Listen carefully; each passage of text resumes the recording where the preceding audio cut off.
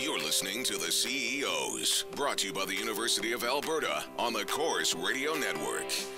It is almost 17 years to the day that WestJet flew its maiden flight out of Calgary. Back then, it was seen as the little airline that could.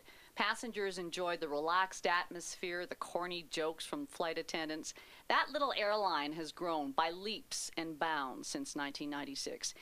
The man who has been in the cockpit, so to speak, for the last couple of years was almost destined to run an airline.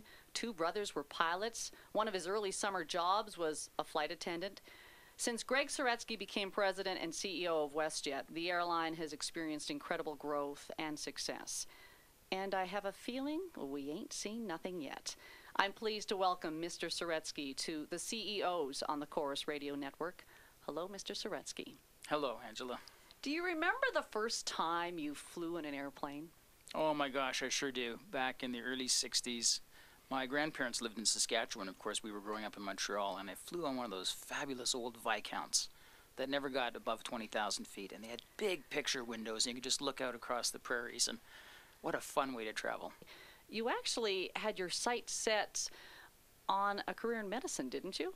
I did, and it's one of these stories that I'd love to tell students. I've had the opportunity to go to a lot of colleges around the country and do some guest lecturing, and they all think that, oh, you must have known exactly what you wanted to do, and actually I didn't. I always thought I wanted to be a doctor, and so I took a heavy concentration of sciences in high school, and I went to University of British Columbia, and I did a Bachelor of Science in Biochemistry and Microbiology. I did double major over 5 years, and then decided, okay, so I'm going to apply to med school, and I wrote the MCAT, and then that summer before being accepted, I thought, I'm just not sure I really want to be a doctor anymore. So now what do? I've got these undergraduate degrees in biochemistry and microbiology.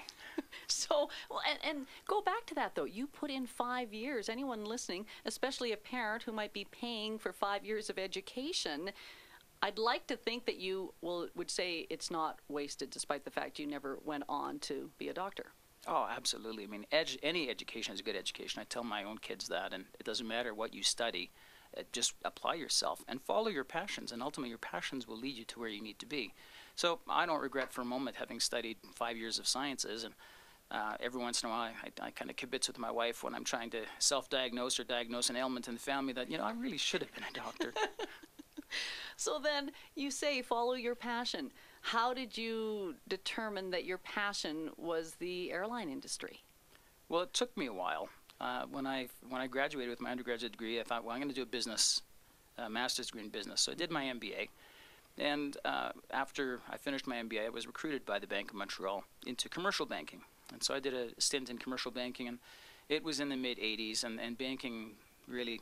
Wasn't fun? It was my father's bank, right? It hadn't really been liberalized yet, and it just wasn't a career that I was feeling the passion for. But while I was going through university, and that was 7 years, because 5-year undergrad, 2-year postgrad, I paid my own way. It was one of those, I delivered papers, I made pizzas, and then I got a job as a flight attendant at Air Canada. And I had the chance to fly all over the world, and I thought, wow, this is great. My friends are working in the pulp and paper factory, and I'm having a layover in London, England. So I got the travel bug. So when banking didn't really fit, I thought, well, maybe I'll try a career in aviation. And it just so happened at the time, Canadian Pacific Airlines in Vancouver was hiring MBAs to try and help salvage a business plan that was failing. And I was a group that was hired in under a program called Vision 2000. This was 1985, so we're trying to envision what the company could be by the year 2000. That must have been an incredible groundwork for you for your future career in the industry then, if you were able to really look to the future. Well, it was great training. What they did with us, and many companies hire consulting companies. They may hire Bain or they'll hire McKinsey, and so a Canadian at the time decided that they would create their own internal consultants by hiring 5 young MBAs that had a minimum of 2 years of work experience, and they assigned us each to a vice president. So we were really trying to help that VP understand his or her business and work with them in developing a new business plan that would lead to greater success. And then we'd rotate. So every 12 months, you get to work with another VP, and I got to see so many different aspects of the business. And you brought with you the experience of that summer job of being a flight attendant. I don't know if the other MBAs had any actual experience in the airline industry, did they? No, I was a bit unique, and I think, as you mentioned, I have two brothers that are pilots, and so I had a small glimpse into their life as a pilot, and of course, we got to travel a lot. But that love of travel has taken you around the world, obviously several times. Those early days when you and your wife said, you know, we have an opportunity here to share this with our kids, you've gone to a lot of places. Travel is such a big part of education, and seeing the world and seeing how others live gives each of us an appreciation for just how good we have it. And so we wanted to have our three children also have that gift of travel, and we had the good fortune of being able to take them all around the world. We've been to 235 cities in 36 countries, and we had a goal of hitting all of the continents before our kids, moved out of the house, and we checked them off one by one.